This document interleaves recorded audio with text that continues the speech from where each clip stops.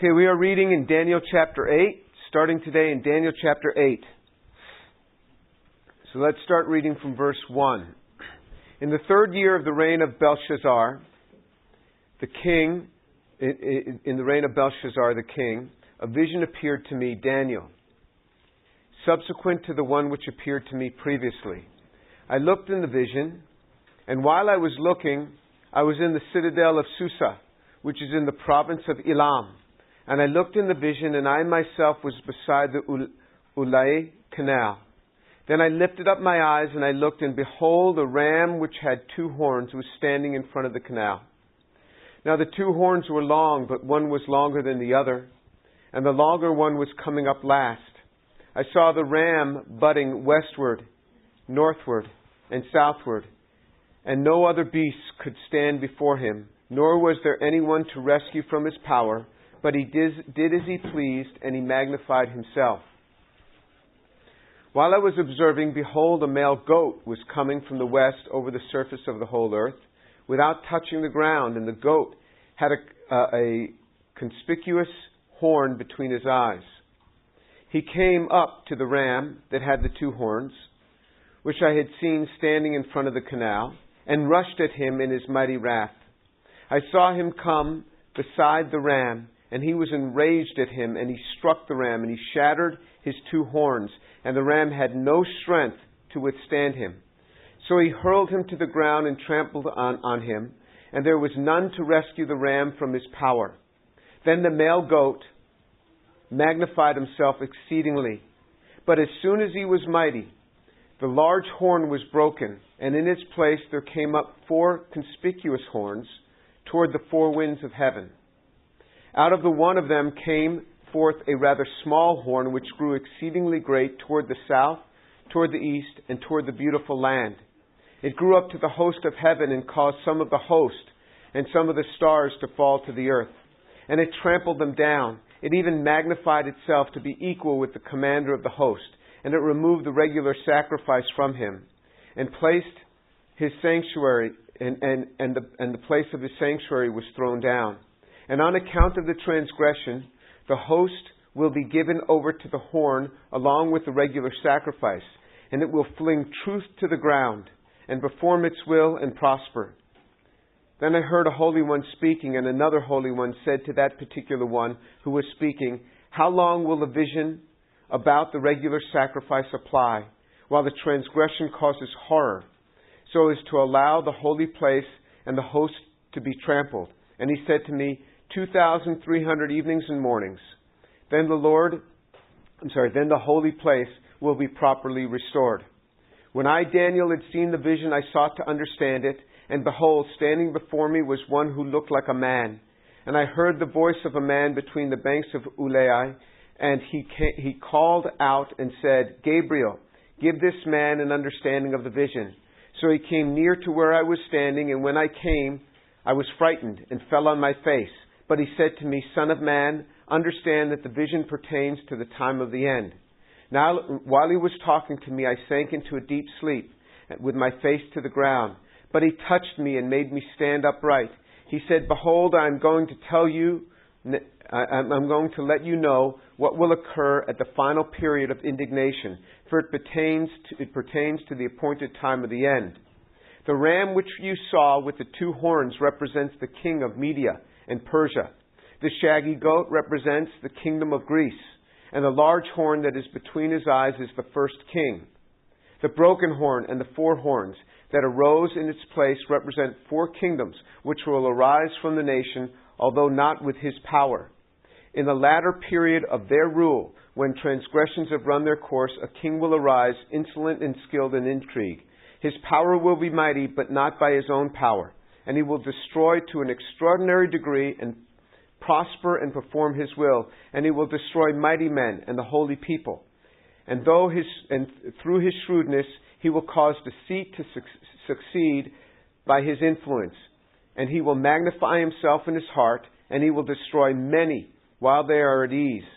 He will even oppose the Prince of Princes, but he will be broken without human agency. The vision of the evenings and mornings, which has been told, is true, but keep the vision secret, for it pertains to many days in the future. So we'll read the last verse later on. So, Daniel has now a vision. In chapter 2, we saw that King Nebuchadnezzar had a vision that Daniel interpreted for him. And you may remember it was a statue, the head of gold, chest and arms of silver. And then it had a bronze legs of, it had a bronze middle and bronze legs, and then finally it had iron further down on the legs and then mixed with clay. Those were 4 kingdoms. It was described to us. Daniel interpreted it. Then in Daniel chapter 7, we got more information on 2 of those particular kingdoms. And so in Daniel chapter 7, in Daniel chapter 7, he focused only on the 4th kingdom. Daniel focused on the 4th kingdom in his last vision. Now in Daniel chapter 8, what he's going to do, he's going to focus on the 2nd and the 3rd kingdom only of those particular 2, and then relate it to the end times. So Daniel is filling it in. Now remember why we have prophecy. We looked at these verses last time. Why do we study prophecy? Jesus even told us why we are to study prophecy. So that when it happens, we can be in the fear of God that indeed this has happened. Jesus spoke prophetically many times. Daniel is speaking prophetically. That's the background. So this happens, it says in verse 1, in the 3rd year of the reign of Belshazzar. So this is the year 551 BC. It's 2 years after chapter 7. Chapter 7 said that it was in the 1st year of Belshazzar. So this is, and it's 12 years before the events of chapter 5, 12 years before the destruction of Belshazzar. Daniel at this time is in his late 60s. So this puts it in context of where Daniel was. So the vision, he has this vision, the location. So it says he saw in the vision, he's transported in a vision. He's not actually there, but in his vision he's transported. He's physically remaining in Babylon. But he's transported to a place called Shushan, is the place it mentions. And it specifically says, I was looking and I saw the citadel of Susa in verse 2. Susa is the name that the Greeks call this country, or this area of Shushan. It's 230 miles east of Babylon. It's 120 miles north of the Persian Gulf. Little was known about that city at that time that this prophecy came forth. It was about 50 years later that city really started to expand, and that city is mentioned in Nehemiah chapter 1, verse 1, and in Esther chapter 1, verse 1. It turns out to be the palace where the Persian government is going to reside. At the time of his prophecy, there was not much there. But 50 years later, there was plenty there. It was in the province of Elam of Persia, and then he says he was by the river Ulai, and that's on the southwest of Susa, and there was a canal he mentions, the Ulai Canal, connecting the 2 rivers. There are 2 rivers there that it connects. So then in verse 3 of chapter 8, he sees this ram standing by the river. The ram signifies Persia. How do we know that?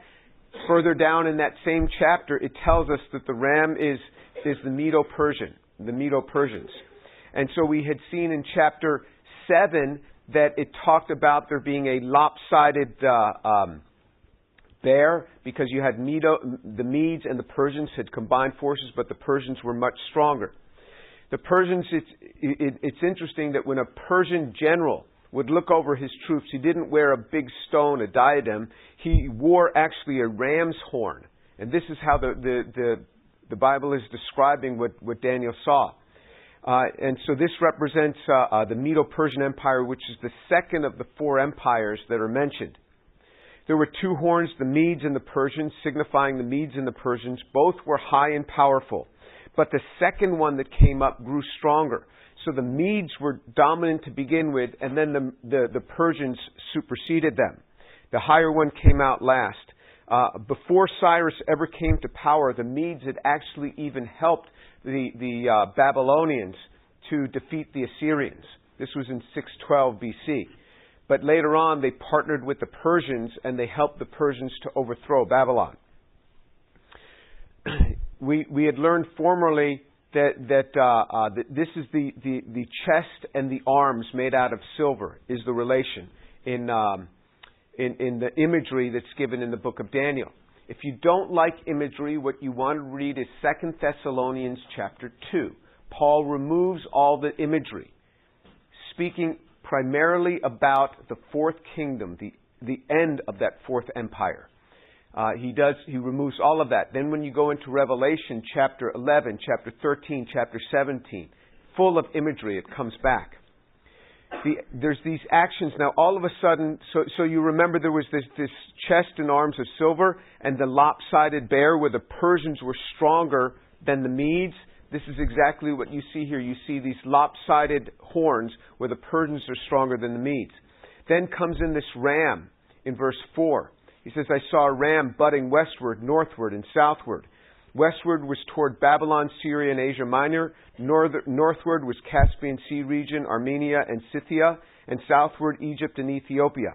There was no conquest to the east. The Persians did not move east. So this ram was not moving in the east. So they weren't moving further east. So the Persians never conquered further east. And remember, this is being prophesied several hundred years before these events. And then he says that the success was due to a divine agent. No beast could stand before the Persians. No one could deliver from their hands. You see the same thing Nebuchadnezzar said. Nobody can deliver you from my hands. The Persians have this sense. Nobody can deliver from our hands. Nebuchadnezzar's kingdom was overthrown in his grandson's reign. The Persians now have exalted themselves and they feel nobody can overthrow us. Nobody will overthrow us. Remember that thought, because that's going to be the thought when we pull all this together. Their success is by a divine grant. It's given to them. The result that they did according to their will, and it says in verse 4, the end of verse 4, that it magnified himself. So this is what happens. When we are exceedingly successful, a nation is exceedingly successful, it starts magnifying itself. Then if we go down to verse 5, all of a sudden there is a male goat, this he-goat or male goat. And it says that it's interesting that the Bible further down in this same chapter interprets for us that the male goat is Greece. So this is that third kingdom. And so what we're doing in this chapter is he's building up details of what we learned in Daniel chapter 2 and what we learned in Daniel chapter 7, specifically telling us about the second and the third kingdoms. It says that literally the word male goat means the buck of the goats, the B-U-C-K, the buck of the goats. And he came from Macedonia and Greece, which is west of Persia. He came from the west of Persia, over the face of the whole earth. It says that this was a divine grant over the face of the whole earth, and it simply meant the land that it means it came from the east, from the west side of Persia, moving eastward. It didn't touch the ground. It says that it was walking as if it didn't even touch the ground. And what he's speaking of is the Greek army is coming. The Greek army is led by a man named Alexander the Great. Alexander the Great became king at the age of 20. It was your age when he became king of Greece. And he conquered like nobody has ever conquered before him. He was trained and mentored by a man named Aristotle. His father was mentored by Aristotle. He was mentored by Aristotle. The young man was 20 years old when he got command of Greece, and he started the conquest. His father had wanted to take over the Persians, but his father was killed before that could happen. And so now it falls to Alexander. And Alexander, it talks about how his army moved with enormous rapidity. Very quickly his army could move. And this is how you see it described in this vision to Daniel, many years before this is happening. So this is being described by Daniel 250 years before it ever happened. Daniel is describing this. Going to be moving extremely quickly.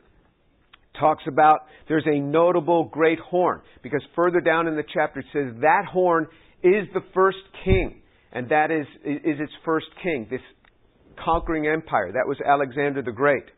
So literally he sees this horn in the vision. This is the Hellenistic or Greek Empire. And so Alexander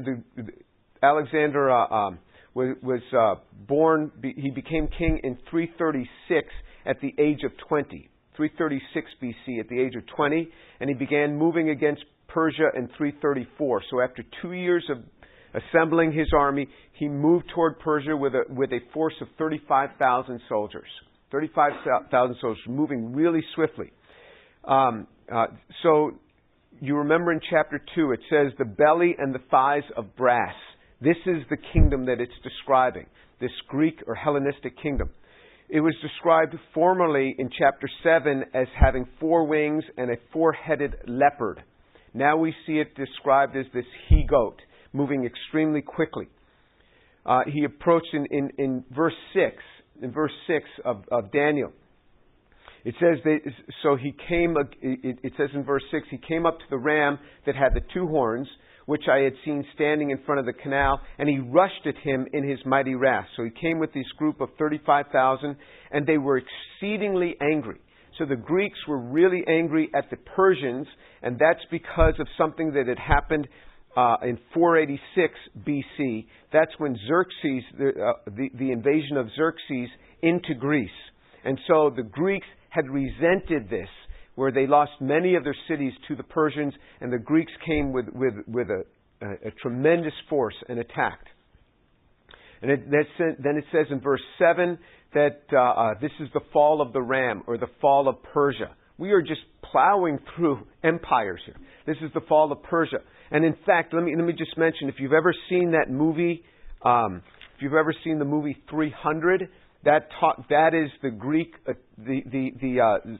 the invasion of Xerxes upon the Greeks. Okay, so they came to the ram and he moved in anger, and they all the places that Alexander the Great moved. All of this is on maps. You can see the exact maps and the places of attack. So they hit the Persian Empire in multiple cities and started conquering it. And the Persian empires fell, and their cities and Shushan, even their capital, fell quite rapidly. Alexander the Great moved right on into India to the Indus River. He crossed south to the Indian Ocean. He wanted to move even further. He wanted to go further east into Asia, but his generals finally said enough. They refused. And so they went back to Babylon. So after conquering all the way through to India, then they went back to Babylon. Alexander the Great wanted to go on further. You know, young guys are extremely zealous. I mean, they have, very high levels of testosterone, and they just really zealous. And these old generals said, we're kind of tired here. We're going to get back to our families. So they go back to Babylon. And in verse 8, you see that it divided into 4 horns. That first horn was broken off, and it divided into 4 horns. This is the untimely death of Alexander the Great. He died at the age of 32. So Alexander the Great died at the age of 32. It's not quite known what he died of. I've read that some people felt he died of alcoholism. Others felt he died over about a week and a half period of typhoid. It's not well known exactly what he died of. But he died at the age of 32. This extremely great man who had united this kingdom that conquered everybody and moved with great swiftness, died at the age of 32. And then it says that the 4 horns came up. So you see in verse 8, it says, the male goat magnified himself exceedingly. But as soon as he was mighty, the large horn was broken. This is speaking of the death of Alexander the Great. So this is being prophesied several hundred years before Alexander the Great. And in its place there came up 4 conspicuous horns toward the 4 winds of heaven. We had seen this in the previous chapter, and we said that is the 4 generals that arose. And so they know the names of the generals. They know the areas that the generals, so that the kingdom was divided up to the 4 generals. But it was not an easy divide. There was no plan of Alexander the Great to die so young. He had not planned on this. So it took 40 years of fighting between the generals before they had divided up the earth into 4 different regions, where they were governing the 4 regions. And then it talks about a little horn in verse 9. And out one of them came forth a rather small horn, which grew exceedingly great toward the south, toward the east, and toward the beautiful land. So this was this king, this one of the generals. It had descended down to this one king, and his name was Antiochus Epiphanes. Antiochus Epiphanes. So his real name was Antiochus. He had added on that name Epiphanes. It's interesting that a lot of the writing, a lot of what you see written about this is written in the book of Maccabees. This is not an inspired text, but it is this intertestamental text that the Jews still use to this day. This is where you get the celebration of Hanukkah. But you can read a lot about the things that were happening. And he says that one of the four horns, it comes out of Syria, goes south toward Egypt, and then toward Mesopotamia. Then it mentions the beautiful land. The beautiful land is referred to as Israel. This is mentioned numerous times in the text. In Jeremiah 3, Ezekiel 20, Daniel 11, Zechariah 7, it refers to Israel as the beautiful land. And so the battle then came toward Israel. And this guy Antiochus, was a type, an image of the Antichrist. So what he did is he absolutely devastated Israel. Everyone else who had dominated them, let them have their religion, let them have their sacrifices. Even we know ultimately the Romans are going to let them reinstall their sacrifices and everything. Antiochus just wanted to utterly wipe them out. He tried to change their religion. And what he did is he made a pact between himself and many of the Jews at that time. And then you go down in verse 10. It talks about of that same chapter. It says, "It grew up to the host of heaven, and it caused some of the host and some of the stars to fall." So what he's referring to is he's referring to this intense attack upon the Jewish nation that occurred. Even the leadership were falling. And the book of Maccabees just describes it. I've got text from the book of Maccabees. Let me just read you one paragraph from the book of Maccabees. It says, "And 2 years had fully expired. The king sent his chief collector of tribute unto the cities of Judah, who came unto Jerusalem with a great multitude, and spake peaceable words unto them. But all was deceit. For when they had given him credence, he fell suddenly upon the city, and smote it very sore, and destroyed much people of Israel. And when they had taken the spoils of the city, he set it on fire. He pulled down the houses and the walls thereof, and on every side. But women and children he took captive, and he possessed the city." And it goes on. And so they forbade the Jews from circumcising their children, which to them was something they absolutely had to do on the 8th day. And they would examine children. If the male child was circumcised, they would take the child, hang it around its mother's neck, and push the two of them off the wall in Jerusalem. This is what they would do. These are very high stone walls with stones that are very far. It goes down a huge cliff, and that's what he would do. That's what he would do for any child that he would find circumcised. He changed the. So one of the things that the rabbi did. So this man called himself Epiphanes, he named himself, which is a God name. So he exalted himself as God. We've seen this before. Nebuchadnezzar set up a big statue. And he set up a big statue, made everyone worship it. But then Darius set himself up saying, everybody's got to appeal to me. And now this Antiochus sets himself up as God. He is a type or an image of the Antichrist, just like Joseph in the Bible is a type or an image of the Messiah who was to come. Antiochus is an image of the Antichrist. So what the rabbis did, they changed this name Epiphanes to Epinomes. And that means madman. So it was a little play on words. So that's what they would call him. That's what they would refer to him as in their writings. They would refer to him as Epimanes, Antiochus Epimanes, or Antiochus the madman. He took away their burnt offerings. And then finally, there was the abomination of desolations.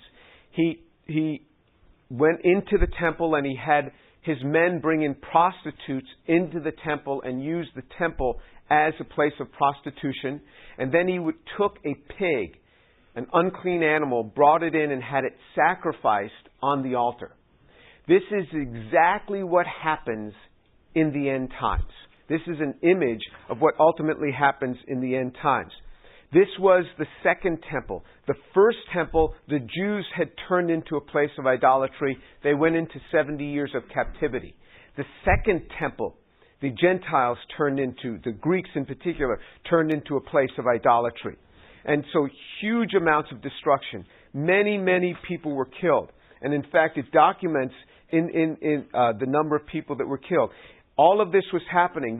This rage occurred for 2,300 days. So they know when the rage occurred, and they can track this thing back. And then finally, there was a man who was raised up. There was a righteous high priest came, and a certain revolt started, and they went and they started attacking. This was under a man named Jason. But before that occurred, after the abomination of desolation, Jason came in, and they know exactly the date that the temple began to be cleansed, and that was in September 9th, 171 BC. So actually, I'm sorry, September 9th, 171 BC was the desolation, and then the temple was cleansed in December 25th, 165 BC. That's 2,300 days. And so it's exactly the number that was prophesied, was exactly what's written in the book of Maccabees. And so then you see these two angelic beings are speaking. So in the Bible it talks about two angelic beings that are speaking. We'll talk more about this next time, but there's this desolation. What I want to do is I want you to think about this. Here's this man, Alexander the Great, at the peak of his reign.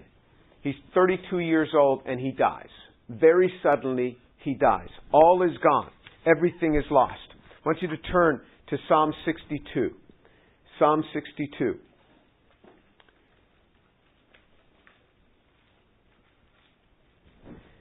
And in Psalm 62, it's interesting because, again, as we take hold of this thought, Alexander the Great lost everything in his prime. There is nothing in life that is guaranteed. What we see is the city of Babylon that controlled all the earth. It fell overnight to the Medes and the Persians. The Medes and the Persians grew very strong, and they fall very quickly to Alexander the Great. They started magnifying themselves, thinking nothing could happen to them. And they fall. And then Alexander the Great rises up at the age of 20. All through your 20s, you'll feel quite invincible. At the age of 32, the man drops dead. Everything is lost for this man. This is exactly the picture of life. In an instant, we can lose money. In an instant, we can lose our health. You can lose your limbs. You can lose your eyes. You can lose your ears. You can lose your family in an instant. In a car accident, you can lose everything. You can lose your children. You could lose your spouse. You could lose your job. Quite demoralizing to lose your job. To be going in, enjoying your job, loving your job, and then all of a sudden, you're told there's going to be layoffs. For things that you don't even understand, you can lose your job. Quite demoralizing.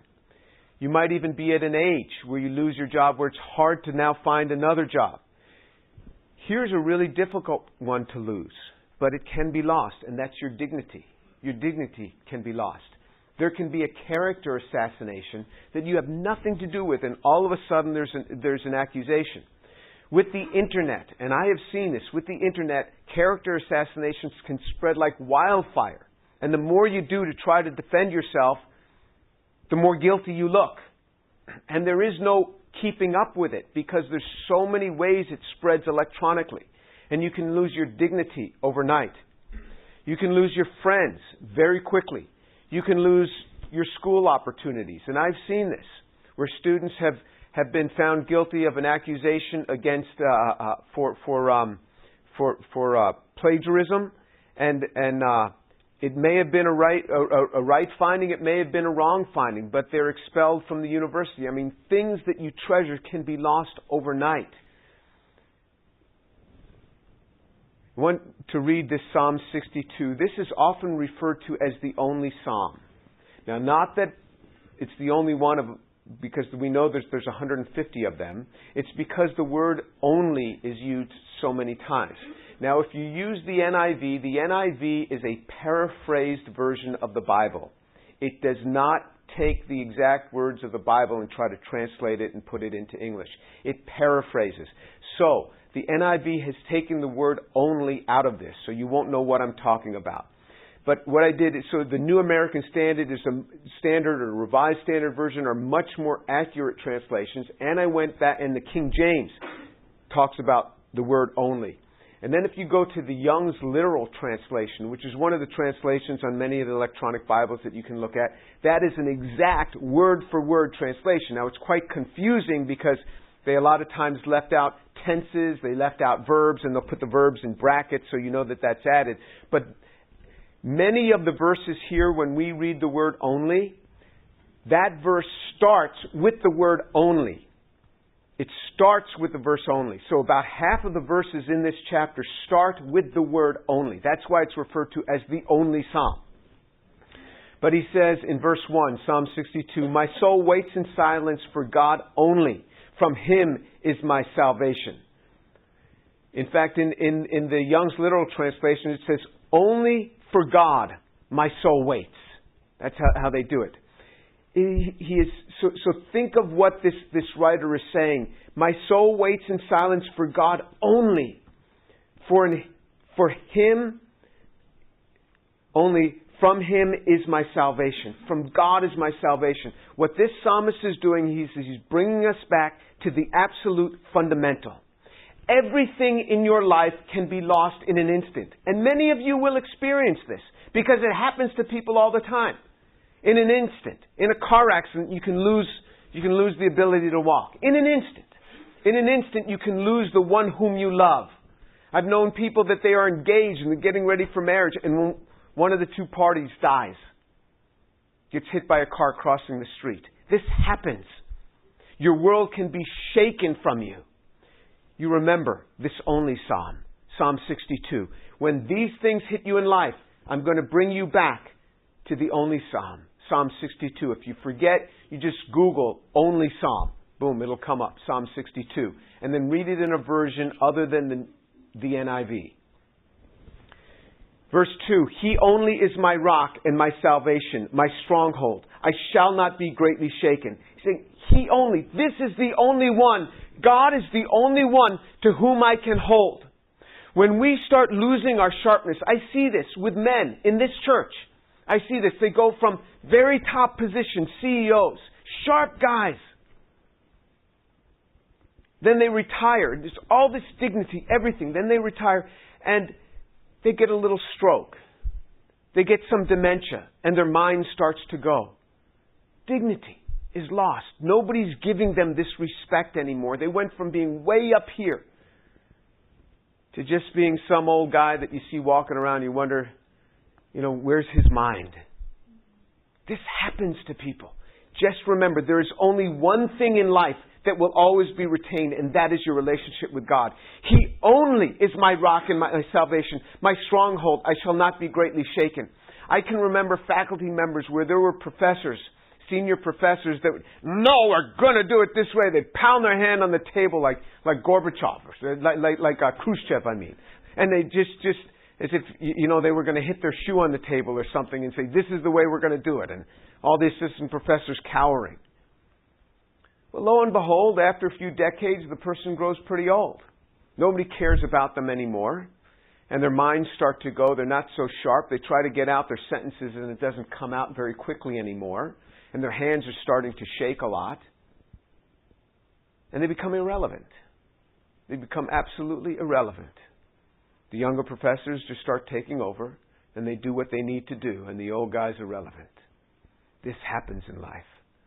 He says, He only is my rock and my salvation, my stronghold. I shall not be greatly shaken. When your world is shaking around you and coming down around you, what we just plowed through in an instant was the overcoming of empires with massive, massive killing. 1/3 of the Jewish world was killed by this king when he took over Jerusalem. 1/3 of the world's population of Jews was estimated killed. 1/3 of the Jews were killed by Hitler. 1/3 of the world's Jews were killed by Hitler. In the Great Tribulation, the last 3.5 years of the Great Tribulation, 2/3 of the Jewish population will be killed, the scriptures say. 2/3 will be killed. Our worlds can come crashing down around us. We live comfortably in a little narrow window of human history. You thank God for the period in which you've been born, for the place in which you've been born. It's a narrow window in this spectrum of human history where you don't worry about people just coming into your neighborhood and just killing everybody. You don't generally worry about that. This was a constant worry in places throughout the world before our times, and still residing in many places in the world in this time. That everything can be lost in an instant. He only is my rock and my salvation, my stronghold. I shall not be greatly shaken. How long will you assail a man that you may murder him, all of you? Leaning, like a leaning wall, like a tottering fence. They have counseled only to thrust him down from his high position. They delighted in falsehood. They bless with their mouth, but inwardly they curse. Selah. So he says that there are people who come against us that mean only our destruction. And here's what he has to say. My soul, wait in silence for God only. Remember, in the literal translation, every time you see this word only, it's at the beginning of the sentence. Only in God my soul waits in silence. For my hope is from Him. He only is my rock and my salvation, my stronghold. I shall not be shaken. Remember when your world starts crashing around you. Remember this only psalm. Remember you can come back to this. Remember when you are devastated, when something happens, when someone important to you in your world in which you live, when someone you love, you think you're developing a relationship, tells you that they want nothing to do with you anymore. Remember the only psalm. Come back to this. Because Jesus has not left you. You wait for Him only. For my hope is in Him. He is the only one that will not disappoint you. If you think that you will marry some great young man, ladies, if you think you'll marry some great young man and he'll take care of all your needs and he'll take care of you and he's just going to be so wonderful, you will be sorely disappointed. Because nobody can meet all your needs. If you think that you're going to meet some young lady who's going to do some great things for you and you're going to be live happily ever after, you are in for a rude awakening. There are troubles and there are problems that come in marriage. But remember, there is one who stands with you and will never leave your side. And that is Jesus. God and Him only. He will be your stronghold. He is the one that will take you through these times when this child whom you have born, whom you love, who you would give yourself 1,000 times for that child, grows up to say things that are really hard and really cruel and rebel and go against your teachings.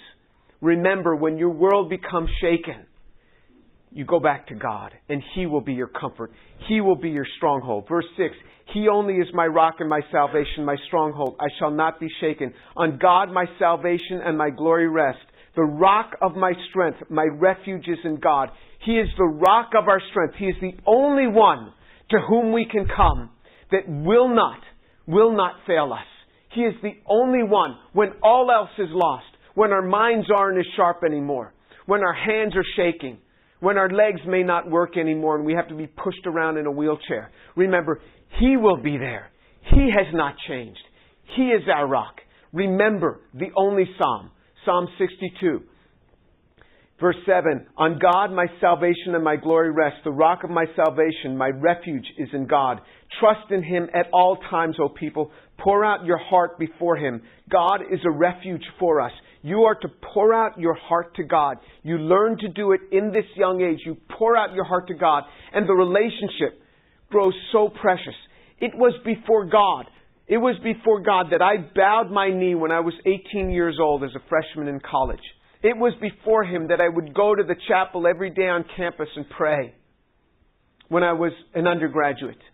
And then in graduate school, it was before Him that I served. It was before Him whenever I lacked the unction to go and to knock on doors to share Jesus. It was Him who would strengthen me.